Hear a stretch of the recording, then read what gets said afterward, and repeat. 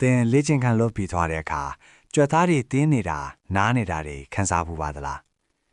ဒါတွေကသင်ကြွက်သားတွေကြီးထွားနေတာကြောင့်လားဒါမှမဟုတ်ပြိုကွဲနေတာလား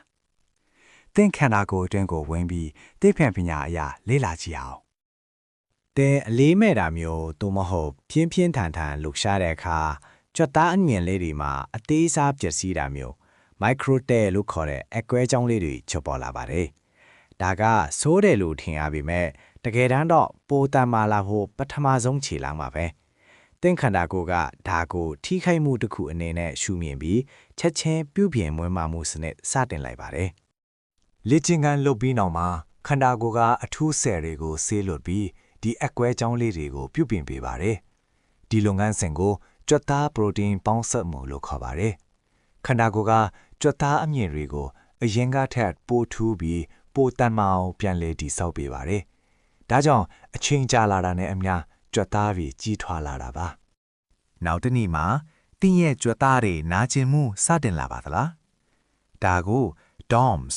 Delayed Onset Muscle Soreness လို့ခေါ်ပါတယ်။ခန္ဓာကိုယ်ကမိမိကိုယ်ကိုပြုပြင်နေတဲ့အချိန်မှာရောင်ရဲမှုဖြစ်တဲ့အတွက်ဒီလိုဖြစ်တာပါ။လေ့ကျင့်ခန်းလုပ်နေတဲ့အခါမှာတင်းရဲ့ကြွက်သားတွေဟာတိုးလောင်ထားတဲ့စွမ်းရည်ချက်ကဂလိုင်ကိုဂျင်ကိုအသုံးပြုပါတယ်။လေ့ကျင့်ခန်းပြီးတဲ့နောက်မှာခန္ဓာကိုယ်ကဒီစွမ်းရည်တိုးလောင်ယုံတွေကိုပြန်ဖြည့်ဖို့လှုံ့ဆော်ပါတယ်။ဒါကြောင့်လေ့ကျင့်ခန်းလုပ်ပြီးနောက်ကာဘိုဟိုက်ဒရိတ်နဲ့ပရိုတင်းကိုစားသုံးဖို့ကအရန်အရေးကြီးပါတယ်။ဒါကပြန်လည်နာလန်ထူမှုကိုမြန်ဆန်စေပါတယ်